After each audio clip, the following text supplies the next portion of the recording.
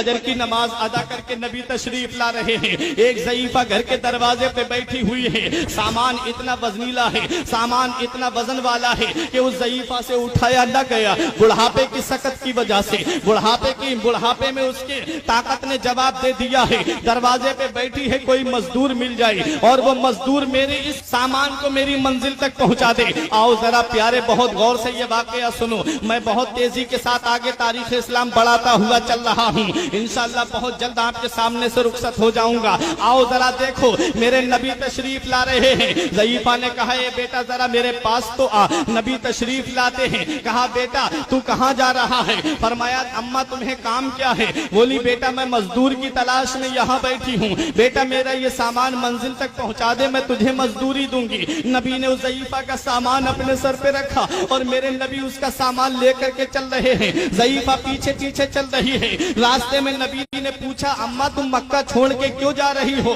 तो ज़ईफा कहती है, बेटा मैं तो लात बुत की मानने वाली हूँ, मैं तो हुबल बुत की मानने वाली हूँ, मैं तो मनात बुत की मानने वाली हूँ, मैं तो उज़्ज़ा बुत की मानने वाली हूँ। बेटा मैंने सुना है कि मक्के में मोहम्मद इब्ने अब्दुल्ला आए हैं और वो नया दीन लेकर के आए हैं, नया मजहब लेकर के आए हैं। लोग उनके दीन में दाखिल होते जा रहे हैं। बेटा मैं अपने आबा व अजदाद की परंपरा नहीं छोड़ूंगी, मैं तो बुतों की मानने वाली हूँ। इसलिए मैंने सुना है कि उसकी जुबान में ऐसी फसाहत है, मैंने सुना है उसकी जुबान में ऐसी बलागत है कि जो एक बार उसकी बात सुन लेता है फिर वो उसी का होकर के रह जाता है। एक बार जो उसकी बात सुन लेता है वो उसका कलमा पढ़ करके मुसलमान हो जाता है। मैं इसलिए मक्का छोड़ के जा रही हूँ, न मैं उसकी बात सुनूंगी न मैं मुसलमान होंगी। अब ज़ईफा जा रही है बातें करती हुई। जब ज़ईफा की मंजिल आ जाती है, जब ज़ईफा का मकाम आ जाता है, मेरे नबी ने उसकी गठरी को रख दिया। मेरे नबी आ रहे हैं। उस ज़ईफा ने कहा, बेटा अपनी मजदूरी तो ले लो।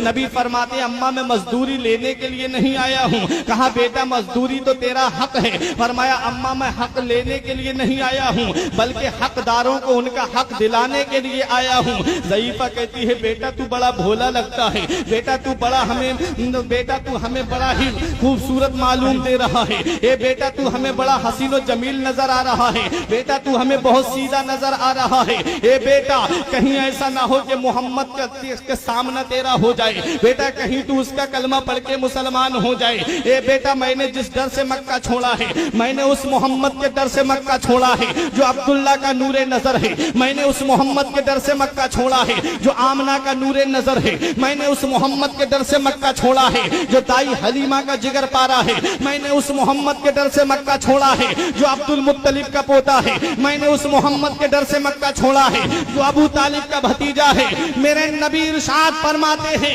ए ज़ईफा तुमने उस मोहम्मद के डर से मक्का छोड़ा है जो गरीबों का वाली बन के आया। तुमने उस मोहम्मद के डर से मक्का छोड़ा है जो यतीमों का वाली बन के आया। तुमने उस मोहम्मद के डर से मक्का छोड़ा है जो बेवाओं का सहारा बन के आया। तुमने उस मोहम्मद के डर से मक्का छोड़ा है जो यतीमों का मावा बन के आया। तुमने उस मोहम्मद के डर से मक्का छोड़ा है जो गरीबों का आसरा बन के आया। तुमने उस मोहम्मद के डर से मक्का छोड़ा है जो रहमतुल लिल आलमीन बन के आया। तुमने उस मोहम्मद के डर से मक्का छोड़ा है जो शफीउल मुज़निबीन बन के तशरीफ लाया। तुमने उस मोहम्मद के डर से मक्का छोड़ा है जो राहतुल आशिकीन बन के तशरीफ लाया। तुमने उस मोहम्मद के डर से मक्का छोड़ा है जो जाने आलमीन बन करके तशरीफ लाया। ज़ईफा कहती है, हाँ बेटा मैंने उसी मोहम्मद के डर से मक्का छोड़ा है जो अब्दुल्ला का नूरे नजर है। हाँ मैंने उसी मोहम्मद के डर से मक्का छोड़ा है। लेकिन बेटा तुम उनके बारे में कैसे जानते हो?